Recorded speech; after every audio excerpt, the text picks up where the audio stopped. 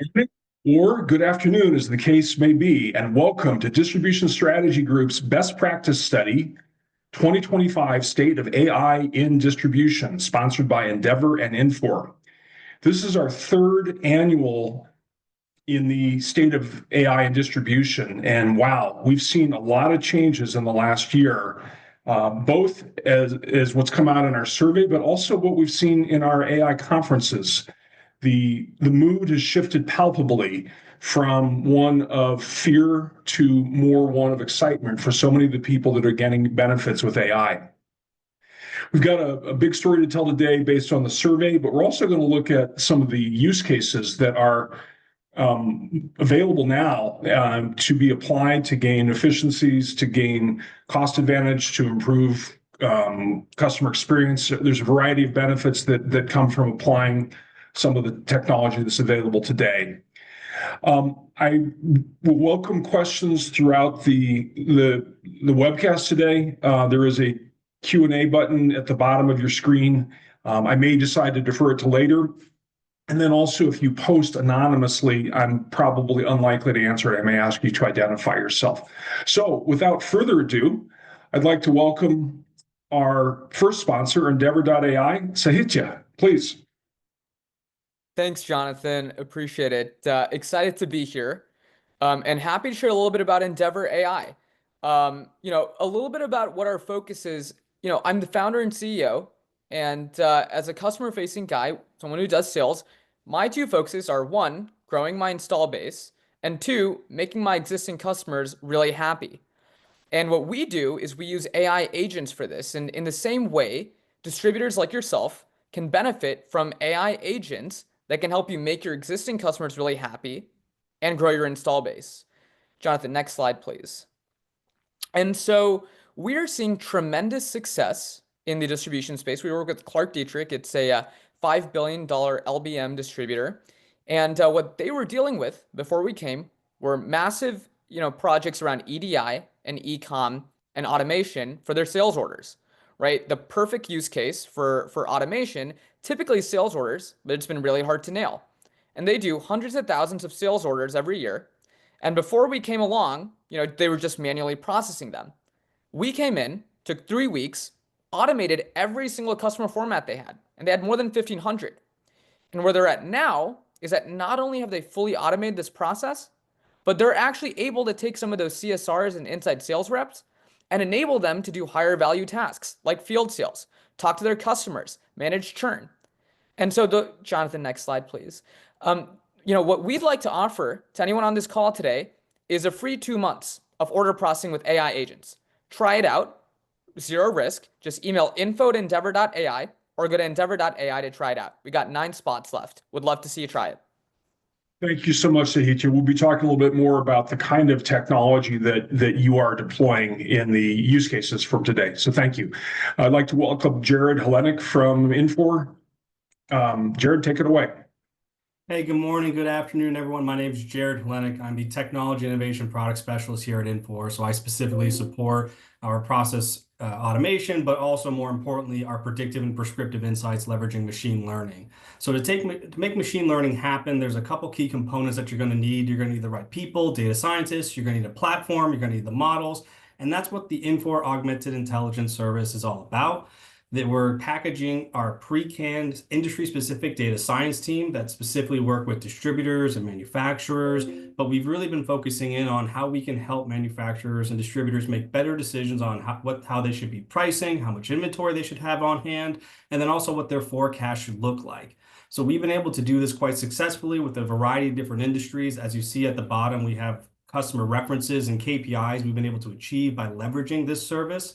And as Infor is predominantly known as an industry-specific ERP, the really nice thing about this offering is that we can leverage non-Infor ERP data to leverage it to make better decisions. So if you're using Epicor, Oracle, Microsoft, etc., you can leverage this service still to achieve some of these key results. Next slide, please. So the way that we'd like to go about this process is, since we're bringing so much of the components, the one last key component we really don't know about is your data. The key thing about knowing what data you have is that if we don't feel comfortable with the data that's going in. It's very similar where if it's garbage going in, it may be garbage coming out, which is why we do a business and data assessment. This is a pro bono engagement where you actually work with our data scientist team and we evaluate your data to see if we can help you make better decisions by leveraging your existing data set. And some of the key use cases specifically for distributors that we see more often than not that are most impactful, there are things like improving your customer experience, driving operational efficiency, reducing asset costs, but really the last two, predicting future demand and optimizing pricing, are probably the top two I see more often than not. And since we have these pre-canned models and these pre-canned processes, we're able to see time to value within anywhere from 90 to about 120 days, depending on complexity.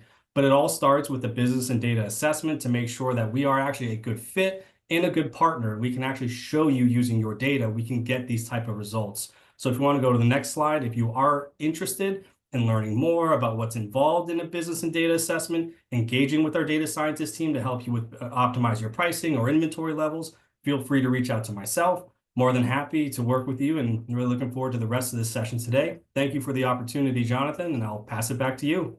Thank you, Jared. That's a very impressive suite of functionality you have there. So one last sponsor, I forgot, last but not least, Distribution Strategy Group has an offering that will help you understand and grow wallet share with existing customers. Here's the idea. Imagine if you really could get a good handle on what your customers were spending in product categories that you sell. In this example here, we're showing the actual spend for a customer across 8 categories. Our model from DemandRx says this customer can be spending almost $100,000 more, $99,000 more, and there are large gaps in the first 3 product categories. Using this gap analysis, we can apply this to existing customers, to prospects. We can measure market share. We can define an ideal customer profile to go get better prospects. We've got 48 million companies in our database. Very, very powerful. We've had a number of deployments of this recently.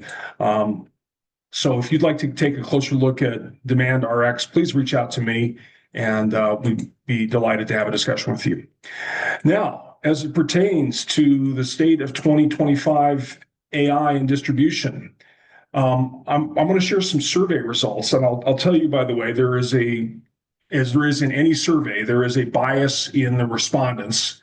We had a couple hundred respondents, but there is a bias of those who are interested in AI. So we're going to be hearing from people who are slightly more biased towards AI in this survey than we might otherwise. So we asked questions about importance, about adoption, about generative AI or LLMs, also known as Gen AI. And the folks who took the survey, about a third were small, less than 100 million. About 40% were medium, 15% were large, and then some people didn't want to share. It was a mixture of industrial and construction, significantly, but then also electronics, food, medical, Janssen. And a lot of the respondents were executive management, followed by sales and marketing. So when we asked what are primarily senior leaders in companies, how do you think about the importance of AI over the next 3 years? Overwhelmingly, distributors consider AI important either for competitive edge or in specific areas of the business, specific functions. And we'll be looking at some of that through the course of the presentation today. About an eighth consider it vital to their business. Another eighth consider it as necessary to remain at parity. So to keep up with the Joneses, we have to deploy AI.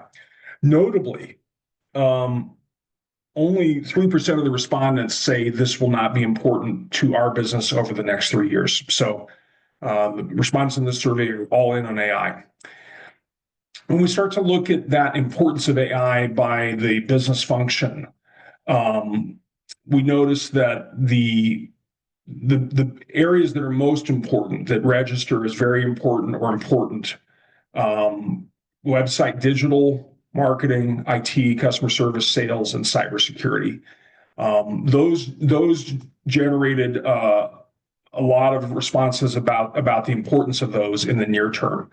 We're going to see that the adoption, the implementation of solutions it mirrors this. Now, this set of business functions is basically the same set of business functions that were most important last year. The order has shifted between them. But more importantly, if we look at the growth in regular use and deployment, sales has gone from 22 to 36%, website digital 28 to 45, marketing 22 to 48, meaning these people are either using it or they're in the process of deploying it. So within this set of distributors, there's quite a bit of enthusiasm, and that enthusiasm is manifesting in things that they're actually doing over the next few years.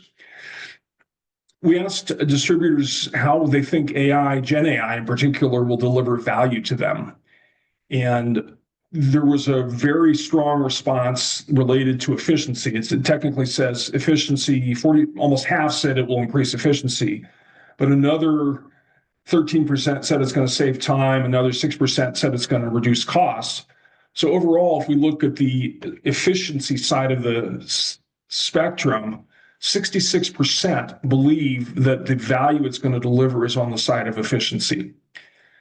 When we look at the effectiveness, we included CSAT, we included driving innovation and improving quality. That was about 23%.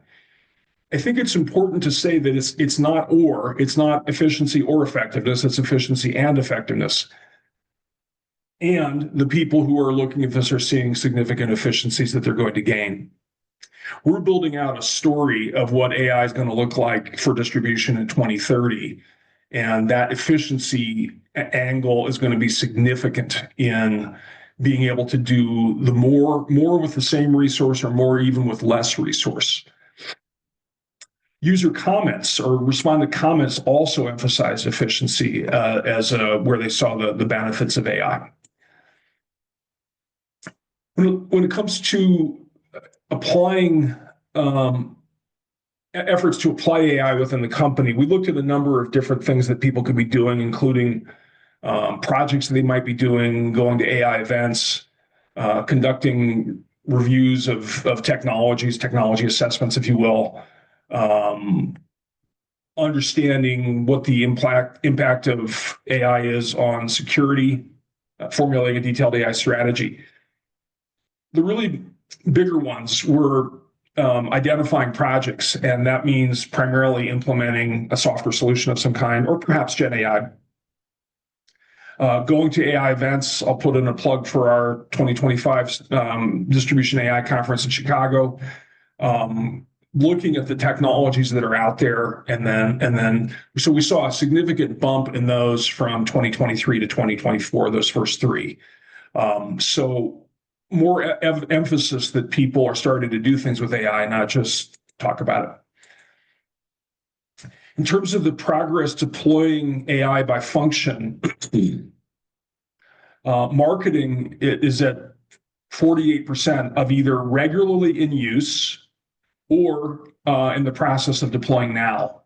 So that means that within a few calendar months, all of these blue will switch to green.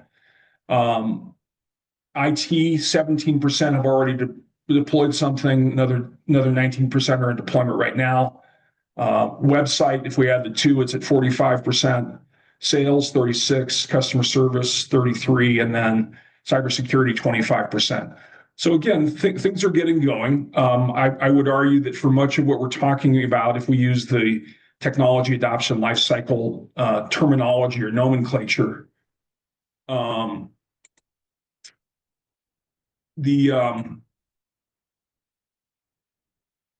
it's still showing the slide. Interesting. Let me go off sharing, and I'm gonna switch to, here we go. I'm gonna switch to just showing without the display on, with the in display mode. Okay, so if we look at it now by where it's going, I think we're very much in the early adopter phase or innovator phase, but you can see that the efforts are ramping up and things are changing quickly. Now, not all of AI is generative AI or large language models, but there's been also a proliferation. Now, these are some of the most prominent brands that are supporting businesses with Gen AI. But there's a list of literally dozens or even hundreds of companies that are being funded by venture capitalists to cash in on the space. If we roll the clock back about 2 years ago, you probably mostly had heard of ChatGPT, maybe Gemini, or whatever the other name for the Google service was at the time. But now there are more prominent ones that are gaining a lot of traction. As it pertains to Gen AI, large language models and frequency of use, the respondents in our survey are overwhelmingly using ChatGPT. There were some others that were specified, kind of a laundry list. 11% aren't doing anything. 5% are using Gemini, 3% Copilot, and 1% Claude. Frequency of use, almost 70, a little bit over 70% are using it daily to weekly. So I think we'll see that frequency of use continue to pick up over time. In summary, when we look at how distributors are using Gen AI, a lot of people are doing it to support writing and content creation. And this could include sales, emails, could include proposals, data analysis and summarization. There's all kinds of ways to just share data with this thing. And these Gen AI systems will figure out what you're trying to do. You tell them what you want, and they can do amazing analyses, some that would be very complex, might otherwise require programming. Customer service and support. So it's starting to make its way into chatbot things. We're still early in that. I think we'll see that manifest over the next several years. Here's a really big one, coding and technical tasks. So this would be in the realm of IT. I think that Claude AI was rated as the 131st best programmer in the world. So this is the Claude.ai competing with humans primarily, kind of like the chess programs competing with Magnus Carlsen or Gary Kasparov. So already in a very, very short period of time, that coding function is moving towards machine. Admin and HR functions, research and strategy, and then people are just seeing a lot of time saving and efficiency. When we talk about distribution AI, we really want to make sure that the Gen AI stuff is included, but also other technologies that support other use cases. AI is not all Gen AI, by the way. There is plenty of AI around that is not Gen AI. For example, optimization problems where you have a lot of ways to, for example, go to route a truck over 10 different stops. There's literally 3,600,000 possibilities. It's hard for a human to sort through all of that, but machines can do that pretty well. So that type of an optimization problem would be an example of AI that's not Gen AI. So I want to talk about just a handful of use cases that are pretty much in deployment today. There's many others we could talk about. By the way, you'll hear about them at the AI conference, but just to give a feel for some of the benefits that people are getting with AI. So in the realm of fulfillment, there's a number of different fulfillment applications, supplier lead time, inventory management, that route optimization thing that I mentioned, load optimization, autonomous vehicles. All of these are benefiting from AI. There are significant applications available today to improve demand forecasting, to get better supplier lead time, to do route optimization. These are available from companies today. The warehouse drones are another one that I want to show here in just a moment. Autonomous vehicles are a little further out as we look at this 5-year timeframe of what AI is going to be like for distributors in 2030. We think a lot of the autonomous vehicles, whether they're land or air, are more likely a little further out in time. Here's an example of a supplier lead time problem that is really material.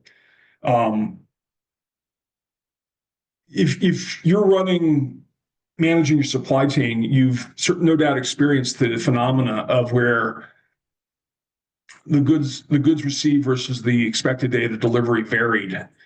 And this has adverse effects on both the working capital and service levels.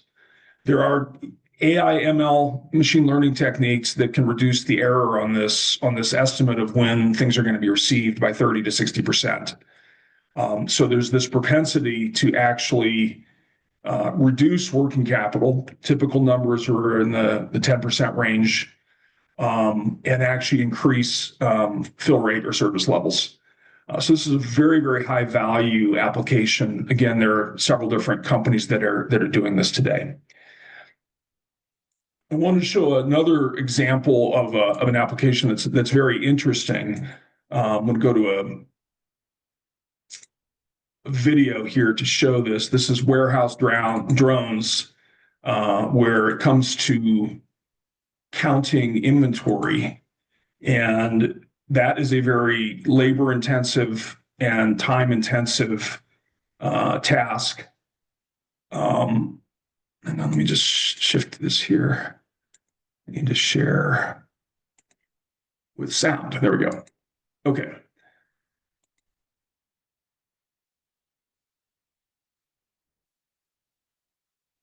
So here we go.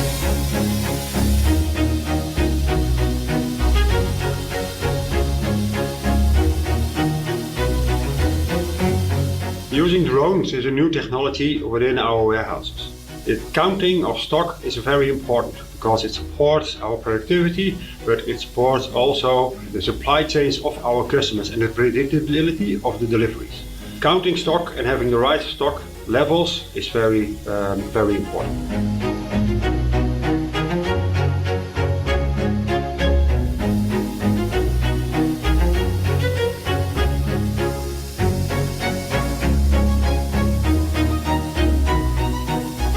Full autonomous operation, and that's really the fantastic thing. As the drones are flying, let's say they're controlled by the system, they know exactly to each centimeter where they're located to, so it's also that we don't have to read barcodes and the position of a rack, but of course the drone knows where it is, and then by scanning the barcodes or taking the picture, we can compare that with the information we have in our systems. So that's a challenge for a lot of distributors. I mean, there's a real cost involved in counting inventory, and this application is providing significant relief for companies that have to count inventory. I'm going to show another application, which is for palletizing and packing, and also very powerful in terms of the impact on the business.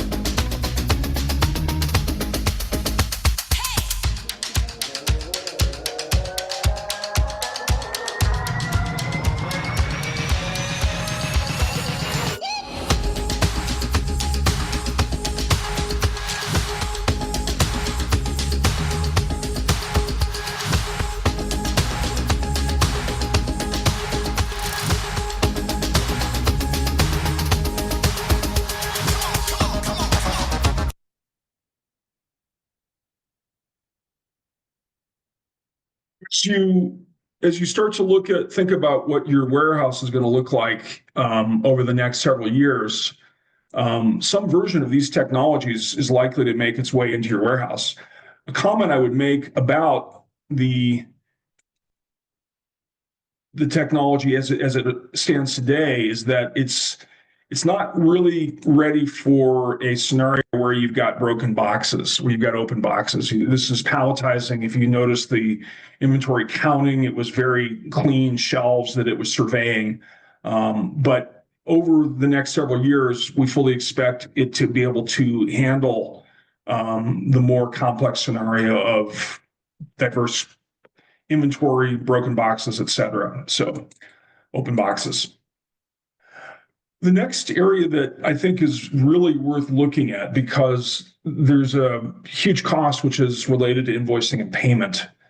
And I'll talk about that for just a moment here. The invoicing problem is that a lot of it is still done on paper, and there's a time for a distributor, there's a cost to process an invoice, which could be north of $10 per invoice. The turnaround time is 10 plus days often. And then the amount of exception handling is unacceptable that results from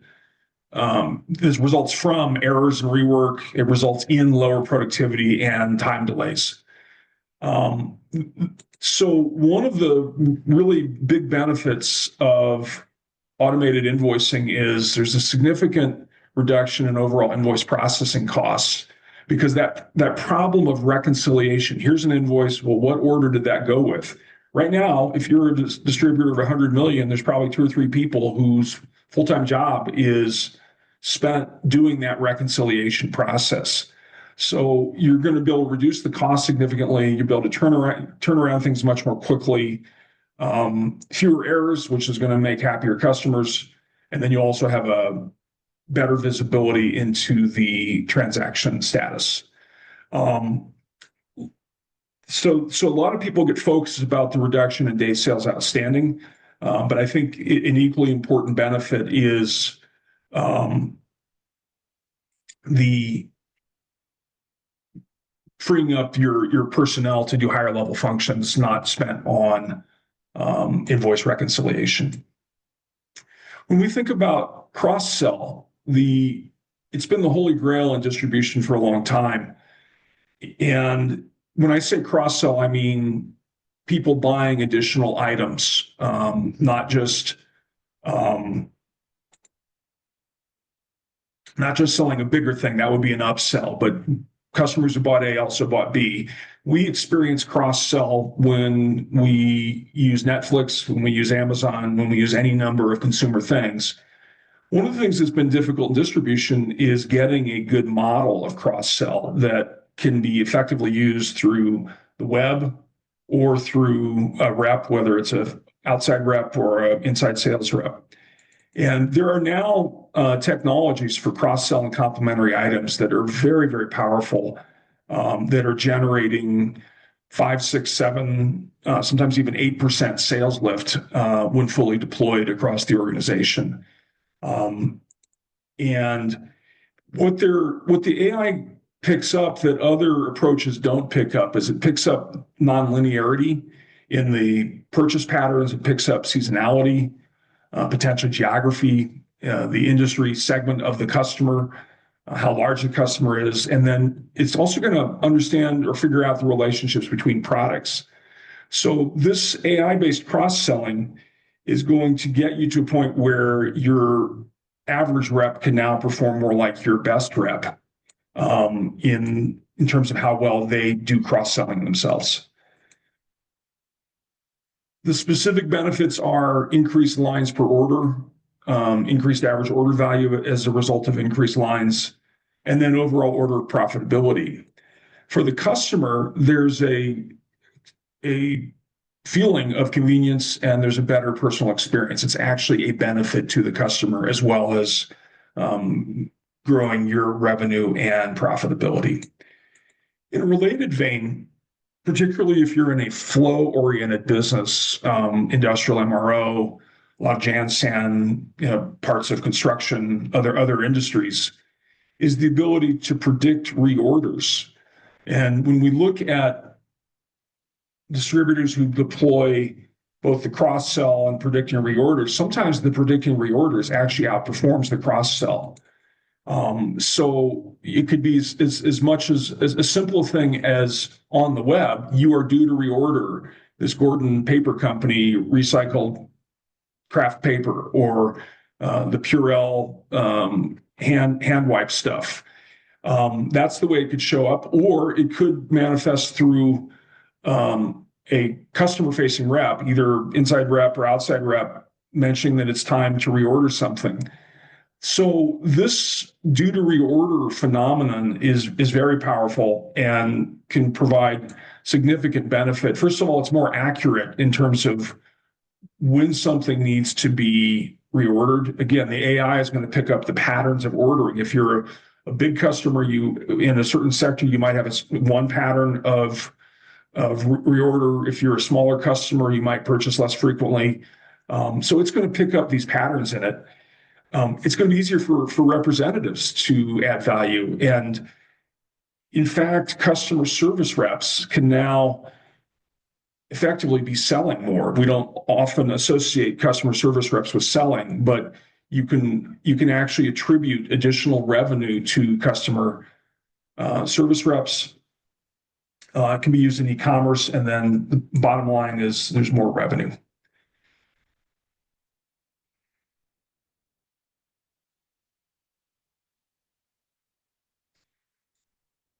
Okay. Sahitya talked about what Endeavor is doing with quote and order automation.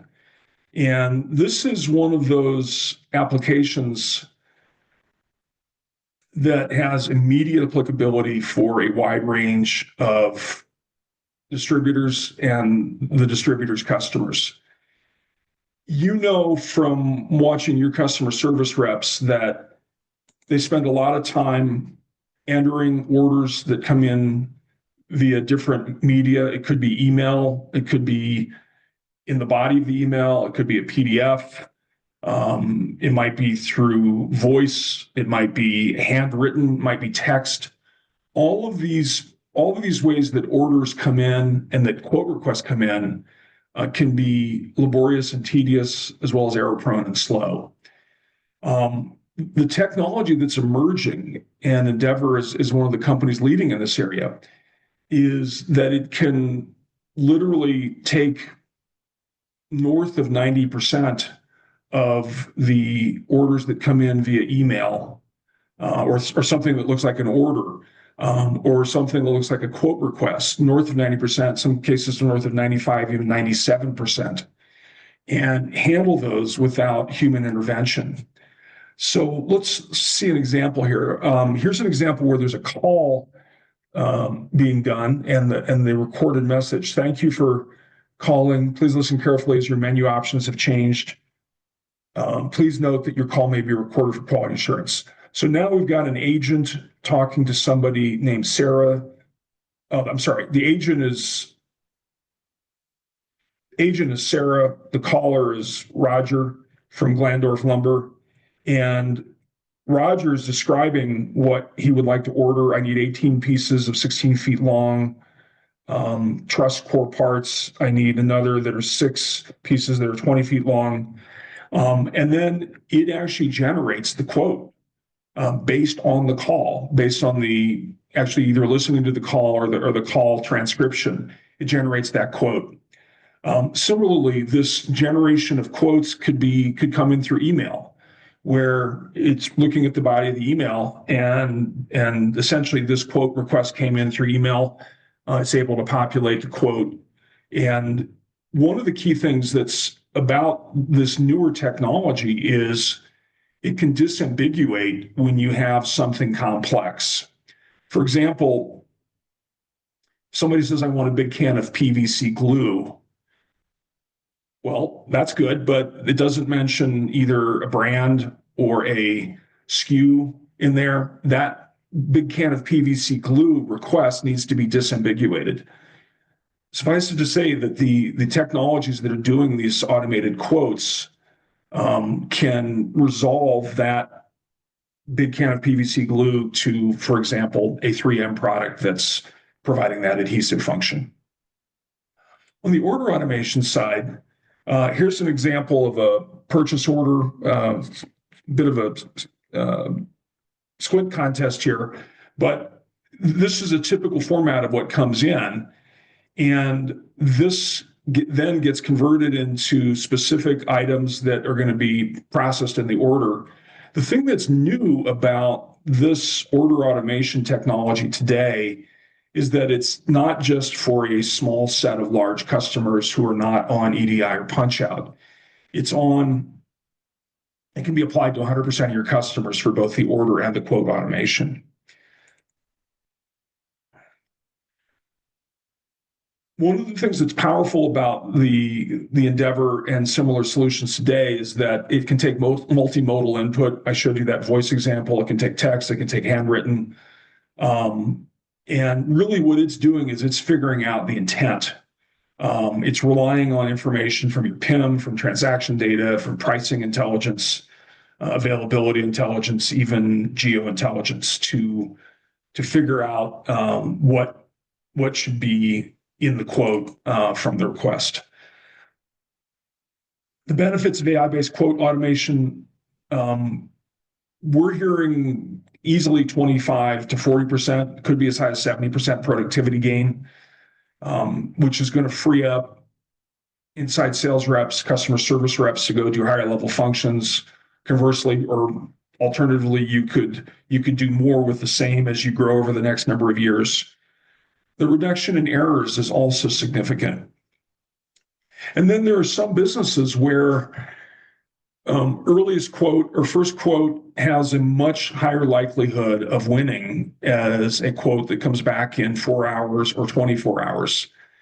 As much benefit as there is in the efficiency, productivity gain, reduction in errors, for certain industry sectors, the increased win rate can actually dwarf the win rate of can dwarf the contribution, the benefit of the productivity gain and reduction in errors. So I think as we step back, here's really what we're seeing in AI for distributors. They are starting to use Gen AI in very serious ways. We hear about more exotic and more significant uses of Gen AI every time we talk to somebody. I remember at our last AI conference, somebody mentioned they had taken a photo of the contents of their fridge and asked the Gen AI system to recommend a menu and recipes, and it did that. So we're just starting to hear about more and more radically diverse and innovative uses of Gen AI. At the same time, it is equally important to be focused on the AI-based solutions. You should be looking to your tech suppliers, your Infors of the world, your ERP vendors, your CRM vendors, your supply chain management vendors, all of your tech companies that are supporting you, that are part of your tech stack, are innovating based on AI. And you should be looking to them, but even more than looking to them, you should be pushing them. When we look at how this is going to play out over a several-year time frame, there have been various doom and gloom scenarios about how AI is going to cut jobs. And yeah, it is going to probably cut jobs.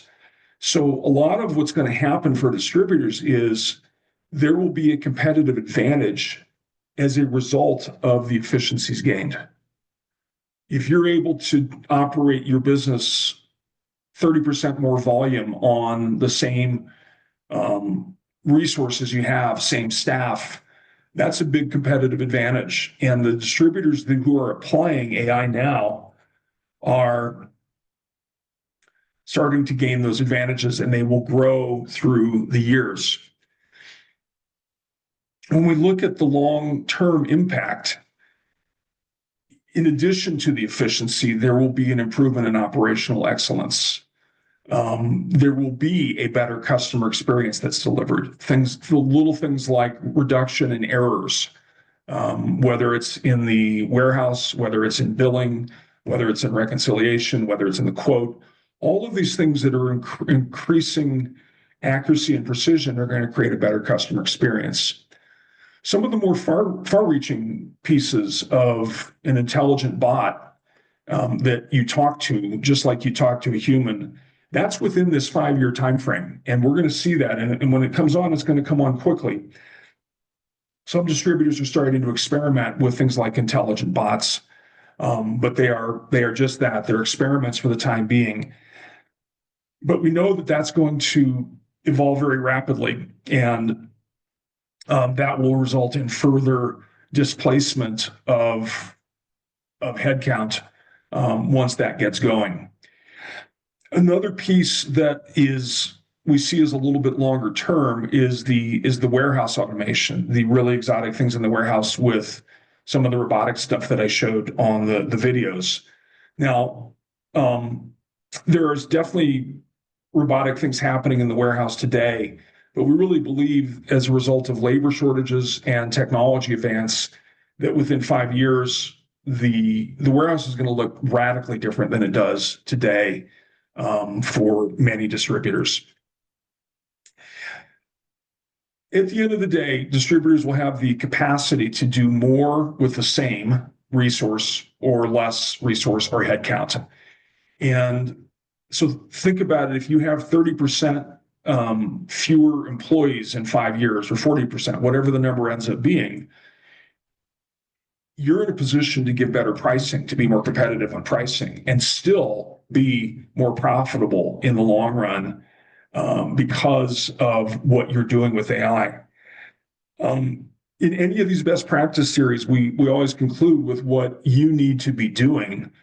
And I think it's really clear from what we're seeing in these innovator early adopter respondents that the train is getting going. And the companies that are in this position who are able to do more with the same or less over the next several years, and we'll see that play out over a several-year time frame. Companies who are in a position to do that are going to really be able to deliver radically better service, lower pricing. So I think that concludes our presentation for Distribution State of AI for 2025. I wanted to share with you a upcoming webinar on analytics that drive excellence, sponsored by Epicor, featuring the director at Epicor, Greg Hartunian. And we wish you a wonderful day and rest of the week. Thank you.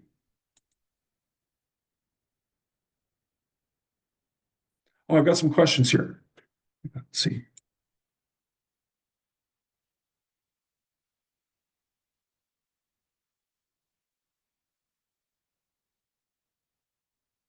Okay, so Paula had asked at what point do these types of solutions, what type of volume do these solutions become financially possible? We can definitely see benefits for distributors north of 10 million, north of 25 million, depending on the package that is being used.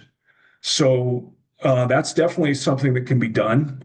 There was a question about what is Gen AI. It's also known as generative AI. And when we hear terms like large language models, ChatGPT, Gemini, that's what's known as generative AI. It has a creative flavor to it. We will be sending the link to this webinar, and you will also receive the white paper from this presentation, which will come soon. And let's see, I think that's all we have for questions. So thank you for your time.